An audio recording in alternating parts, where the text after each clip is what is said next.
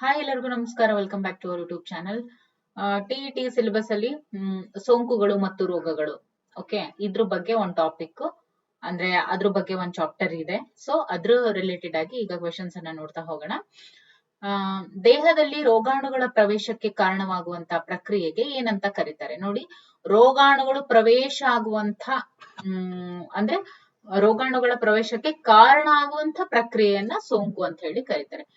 ದೇಹವು ರೋಗಗಳ ವಿರುದ್ಧ ಹೋರಾಡುವ ಸಾಮರ್ಥ್ಯಕ್ಕೆ ಏನಂತ ಕರೀತಾರೆ? ದಟ್ ಇಸ್ ರೋಗ ನಿರೋಧತೆ ಅಂತ ಹೇಳ್ತಾರೆ.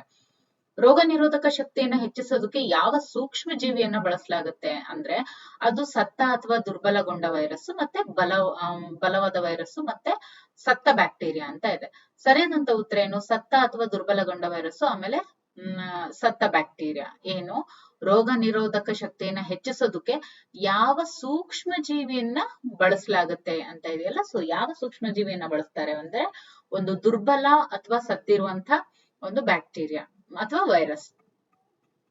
ಪ್ರತಿಕಾಯಗಳನ್ನು ಎಲ್ಲಿ ಉತ್ಪಾದಿಸಲಾಗುತ್ತೆ? ಪ್ರತಿಕಾಯಗಳನ್ನ ದುಗ್ಧರಸ ವ್ಯವಸ್ಥೆ ಮತ್ತೆ ಮೂಳೆ ಮಜ್ಜೆ, ಇಲ್ಲಿ ಪ್ರತಿಕಾಯಗಳನ್ನ ಉತ್ಪಾದಿಸಲಾಗುತ್ತೆ. ಯಾವ ರೋಗಕ್ಕೆ ಲಸಿಕೆ ಲಭ್ಯವಿದೆ ಅಂತ ಹೇಳಿದ್ರೆ ಅದು ಪೋಲಿಯೋ, ಸಿಡುಬು, ದಡಾರ ಎಲ್ಲವಕ್ಕೂ ಇದೆ. ಇನ್ನು ವ್ಯಾಕ್ಸಿನ್ ಎನ್ನುವಂತಹ ಪದ ಯಾವ ಪದದಿಂದ ಬಂದಿದೆ? ನೋಡಿ, ವ್ಯಾಕ್ಸಿನ್ ಎಂಬ ಪದವು ಬಂದಿರುವಂತದ್ದು ವ್ಯಾಕ್ಸಿನ್ ಇಂದ. ಓಕೆ, ಇನ್ನು ಸಿಡುಬಿನ ಲಸಿಕೆಯನ್ನ ಯಾರು ಕಂಡು ಹಿಡಿದ್ರು ಅಂದ್ರೆ ಅದು ಎಡ್ವರ್ಡ್ ಜೆನ್ನರ್ ಅವರು. ದೇಹದಲ್ಲಿ ರೋಗಾಣುಗಳ ವಿರುದ್ಧ ಪ್ರತಿಕಾಯಗಳನ್ನು ಉತ್ಪಾದಿಸಲು ಯಾವ ವ್ಯವಸ್ಥೆ ಜವಾಬ್ದಾರಿ ಅಂತ ಹೇಳಿದ್ರೆ ಅದು ರೋಗ ನಿರೋಧಕ ವ್ಯವಸ್ಥೆ ಜವಾಬ್ದಾರಿ. ಯಾವ ರೀತಿಯ ರೋಗ ನಿರೋಧಕ ಶಕ್ತಿ ಜನ್ಮಜಾತವಾಗಿರುತ್ತೆ ಅಂದ್ರೆ ಅದು ಜನ್ಮಜಾತ. ಲಸಿಕೆ ಹಾಕಿದ ನಂತರ ದೇಹವು ಪಡೆಯುವ ರೋಗ ನಿರೋಧಕ ಶಕ್ತಿ ಯಾವುದು ಅಂತ ಹೇಳಿದ್ರೆ ಅದು ಸಕ್ರಿಯ ರೋಗ ನಿರೋಧಕ ಶಕ್ತಿಯನ್ನ ಪಡೆಯುತ್ತೆ. ಇನ್ನು ರೋಗವು ಒಬ್ಬ ವ್ಯಕ್ತಿಯಿಂದ ಇನ್ನೊಬ್ಬರಿಗೆ ಹರಡುವ ಪ್ರಕ್ರಿಯೆ ಯಾವುದು ಅಂತ ಹೇಳಿದ್ರೆ ಅದು ಸಾಂಕ್ರಾಮಿಕ ರೋಗ. ಯಾವ ರೋಗವು ಗಾಳಿಯ ಮೂಲಕ ಹರಡುತ್ತೆ? ಅದು ಕ್ಷಯ ರೋಗ. ಇನ್ನು ಯಾವ ರೋಗವು ನೀರಿನ ಮೂಲಕ ಹರಡುತ್ತೆ ಅಂದ್ರೆ ನೀರಿನ ಮೂಲಕ ಹರಡುವಂತದ್ದು ಕಾಲರ. ಯಾವ ರೋಗಕ್ಕೆ ವ್ಯಾಕ್ಸಿನ್ ಲಭ್ಯವಿಲ್ಲ ಅಂತ ಹೇಳಿದ್ರೆ ಪೋಲಿಯೋಗೆ ಇದೆ, ಓಕೆ, ದಡಾರಕ್ಕೆ ಇದೆ, ಟೆಟಾನಸ್ಗೆ ಇದೆ, ಬಟ್ HIV ಗೆ ಇಲ್ಲ. ಇನ್ನು ರಕ್ತ ಪರೀಕ್ಷೆಯಲ್ಲಿ ರೋಗವನ್ನ ಪತ್ತೆ ಹಚ್ಚೋದಕ್ಕೆ ಯಾವ ಅಂಶವನ್ನ ಬಳಸ್ತಾರೆ ಅಂದ್ರೆ ಪ್ರತಿಕಾಯಗಳನ್ನ ಬಳಸ್ತಾರೆ. ಲಸಿಕೆಗಳು ಯಾವ ರೀತಿಯ ರೋಗಗಳ ವಿರುದ್ಧ ರಕ್ಷಣೆ ನೀಡುತ್ತೆ ಅಂತ ಹೇಳಿದ್ರೆ ದಟ್ ಇಸ್ ಬ್ಯಾಕ್ಟೀರಿಯಾ ರೋಗ ಮತ್ತು ವೈರಸ್ ರೋಗ. ಇನ್ನು ಒಂದು ರೋಗವು ಜಾಗತಿಕವಾಗಿ ಹರಡಿದ್ರೆ ಅದಕ್ಕೆ ಏನಂತ ಕರೀತಾರೆ ಅಂದ್ರೆ ಅದನ್ನ ಮಹಾಮಾರಿ ಅಂತ ಹೇಳಿ ಕರೀತಾರೆ. ರೋಗಾಣುಗಳ ವಿರುದ್ಧ ಹೋರಾಡುವ ದೇಹದ ಕೋಶಗಳು ಯಾವುವು ಅಂತ ಹೇಳಿದ್ರೆ ಅದು ಬಿಳಿ ರಕ್ತ ಕಣಗಳು ಹೋರಾಡ್ತವೆ. ಲಸಿಕೆಗಳು ರೋಗಾಣುಗಳನ್ನ ಹೇಗೆ ಎದುರಿಸ್ತವೆ ಅಂತ ಹೇಳಿದ್ರೆ ರೋಗ ನಿರೋಧಕ ವ್ಯವಸ್ಥೆಯನ್ನ ಬಲಪಡಿಸ್ತವೆ. ಯಾವ ರೀತಿಯ ರೋಗ ನಿರೋಧಕತೆಯನ್ನ ತಾಯಿಯಿಂದ ಮಗುವಿಗೆ ಹಾಲಿನ ಮೂಲಕ ನೀಡಲಾಗುತ್ತೆ ಅಂತ ಹೇಳಿದ್ರೆ ಅದು ನಿಷ್ಕ್ರಿಯ ಮತ್ತೆ ನೈಸರ್ಗಿಕ. ಓಕೆ, ಇನ್ನು ರೋಗ ನಿರೋಧಕ ವ್ಯವಸ್ಥೆಯ ಯಾವ ಕೋಶಗಳು ರೋಗಾಣುಗಳನ್ನ ನೆನಪಿನಲ್ಲಿ ಇಡ್ತವೆ ಅಂತ ಹೇಳಿದ್ರೆ ದಟ್ ಇಸ್ ನನ್ ಅದರ್ ದನ್ ಬಿ ಕೋಶಗಳು ಮತ್ತು ಟಿ ಕೋಶಗಳು. ಅಂದ್ರೆ ಬಿ ಲಿಂಫೋಸೈಟ್ಸ್, ಟಿ ಲಿಂಫೋಸೈಟ್ಸ್. ರೋಗ ನಿರೋಧಕ ವ್ಯವಸ್ಥೆಯಲ್ಲಿನ ರೋಗಾಣುಗಳನ್ನ ನೆನಪಿಡುವಂತ ಪ್ರಕ್ರಿಯೆಗೆ ಏನಂತ ಕರೀತಾರೆ? ರೋಗ ನಿರೋಧಕ ವ್ಯವಸ್ಥೆಯಲ್ಲಿನ ರೋಗಾಣುಗಳನ್ನ ನೆನಪಿಡುವ ಪ್ರಕ್ರಿಯೆಗೆ ಮೆಮೊರಿ ಇಮ್ಯುನಿಟಿ ಅಂತ ಹೇಳಿ ಕರೀತಾರೆ. ರೋಗದ ಆರಂಭಿಕ ಹಂತಕ್ಕೆ ಏನಂತ ಕರೀತಾರೆ? ಆರಂಭಿಕ ಹಂತಕ್ಕೆ ಇನ್ಕ್ಯುಬೇಷನ್ ಅವಧಿ ಅಂತ ಕರೀತಾರೆ. ಇನ್ನು ಸಾಂಕ್ರಾಮಿಕ ರೋಗಗಳನ್ನ ಹರಡುವ ವಾಹಕಕ್ಕೆ ಏನಂತ ಕರೀತಾರೆ? ವಾಹಕ ಅಂತಾನೆ ಕರೀತಾರೆ. ಜಂತು ಹುಳುವಿನಿಂದ ಉಂಟಾಗುವ ರೋಗಕ್ಕೆ ಏನಂತ ಕರೀತಾರೆ? ಆಸ್ಕೇರಿಯಾಸಿಸ್ ಅಂತ ಹೇಳ್ತಾರೆ. ಓಕೆ, ಆಸ್ಕೇರಿಯಾಸಿಸ್ ಅಂತ ಕರೀತಾರೆ.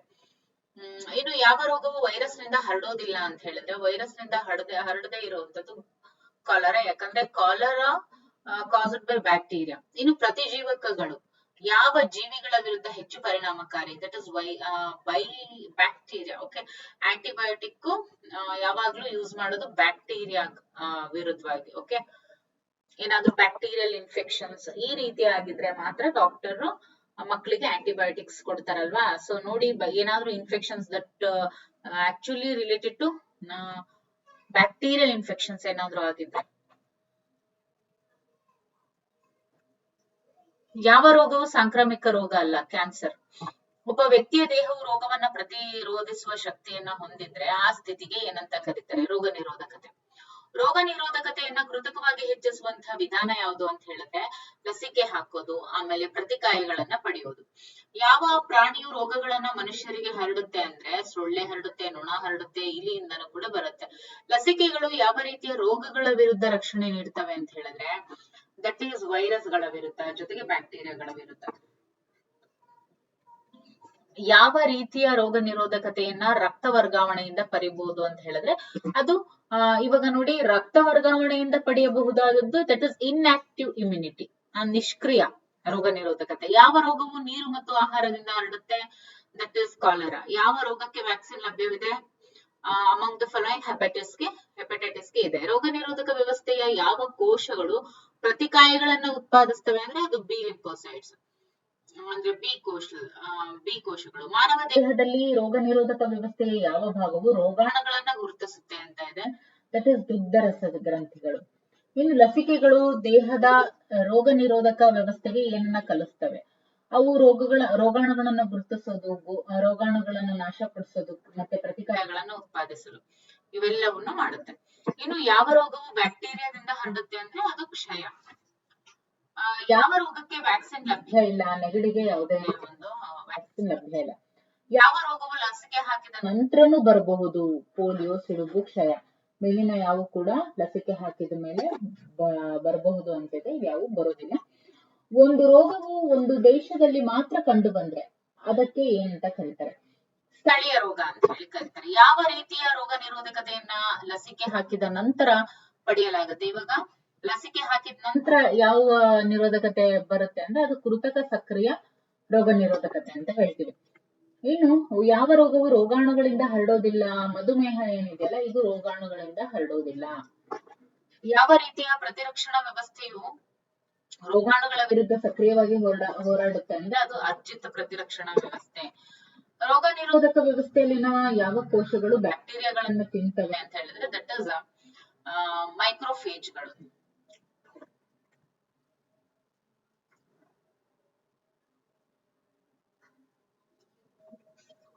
ಪ್ರತಿಜೀವಕ ಎಂಬ ಪದವನ್ನು ಸೃಷ್ಟಿಸಿದವರು ಯಾರು? That is Selman Waksman. ಇವರು ಪ್ರತಿಜೀವಕ ಅನ್ನುವಂತ ಪದವನ್ನ ಸೃಷ್ಟಿಸಿದ್ರು. ಯಾವ ರೋಗವು ಸಾಂಕ್ರಾಮಿಕ ರೋಗ ಅಲ್ಲ ಅಂತ ಹೇಳಿದ್ರೆ ಅದು ಅಪೌಷ್ಟಿಕತೆ. ಒಂದು ವ್ಯಾಕ್ಸಿನ್ ನ ಪ್ರಮುಖ ಅಂಶ ಏನು ಅಂತ ಹೇಳಿದ್ರೆ ದುರ್ಬಲಗೊಂಡಂತಹ ರೋಗಾಣು. ಓಕೆ, ವ್ಯಾಕ್ಸಿನ್ ನ ಪ್ರಮುಖ ಅಂಶ ಏನು ಅಂದ್ರೆ ದುರ್ಬಲಗೊಂಡ ರೋಗಾಣು.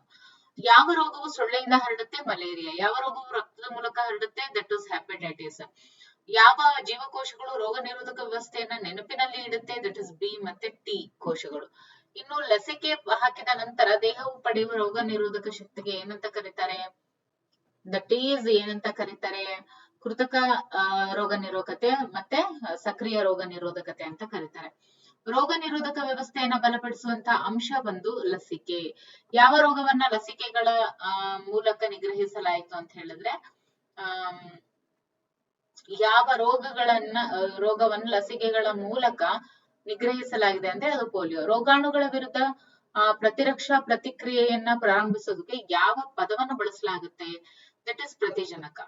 ಯಾವ ರೋಗವು ಲೈಂಗಿಕ ಸಂಪರ್ಕದಿಂದ ಹರಡುತ್ತೆ? That is HIV.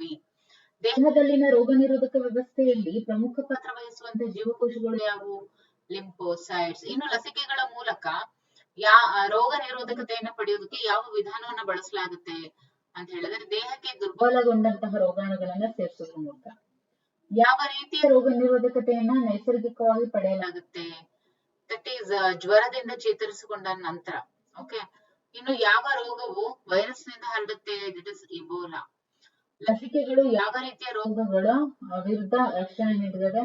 ಅವು ಸೋಂಕಿನ ರೋಗದ ಒಂದು ವಿರುದ್ಧ ರಕ್ಷಣೆಯನ್ನ ನೀಡ್ತವೆ. ಯಾವ ರೋಗವು ಆಹಾರದಿಂದ ಹರಡುತ್ತದೆ ಅಂತ ಇದೆ? ಕಾಲರಾ. ಯಾವ ರೀತಿಯ ರೋಗ ನಿರೋಧಕತೆಯನ್ನ ತಾಯಿಯಿಂದ ಮಗುವಿಗೆ ಹಾಲಿನ ಮೂಲಕ ಪಡೆಯಲಾಗುತ್ತೆ? ಅದು ನಿಷ್ಕ್ರಿಯ. ರೋಗಾಣುಗಳ ವಿರುದ್ಧ ರೋಗ ನಿರೋಧಕ ವ್ಯವಸ್ಥೆಯ ಯಾವ ಭಾಗವು ಪ್ರತಿಕ್ರಿಯಿಸುತ್ತೆ ಅಂತ ಹೇಳಿದ್ರೆ ಅದು ರಕ್ತ. ಯಾವ ರೋಗಕ್ಕೆ ವ್ಯಾಕ್ಸಿನ್ ಲಭ್ಯ ಇದೆ? ಮಧುಮೇಹ, ಅಧಿಕ ರಕ್ತದೊತ್ತಡ, ಪೋಲಿಯೋ ಅಂತ ಇದೆ. ಸೊ ಪೋಲಿಯೋಗೆ ವ್ಯಾಕ್ಸಿನ್ ಅಗತ್ಯ ಇದೆ. ರೋಗ ನಿರೋಧಕ ವ್ಯವಸ್ಥೆಯಲ್ಲಿನ ಯಾವ ಕೋಶಗಳು ರೋಗಾಣುಗಳ ಮೇಲೆ ದಾಳಿ ಮಾಡುತ್ತೆ? ಪಿ ಕೋಶ, ಡಿ ಕೋಶಗಳು ಜೊತೆಗೆ ನ್ಯೂಟ್ರಿನೋಫಿಲ್ಸ್. ಯಾವ ರೋಗವು ರೋಗಾಣುಗಳಿಂದ ಹರಡೋದಿಲ್ಲ? ರೋಗಾಣುಗಳಿಂದ ಹರಡದೇ ಇರುವಂತ ಒಂದು ರೋಗ ಯಾವುದು ಅಂತ ಹೇಳಿದ್ರೆ ಅಂದ್ರೆ ರೋಗಾಣುಗಳಿಂದ ಹರಡಲ್ಲ, ಅದು ಯಾವುದು ಅಂದ್ರೆ ಕ್ಯಾನ್ಸರ್.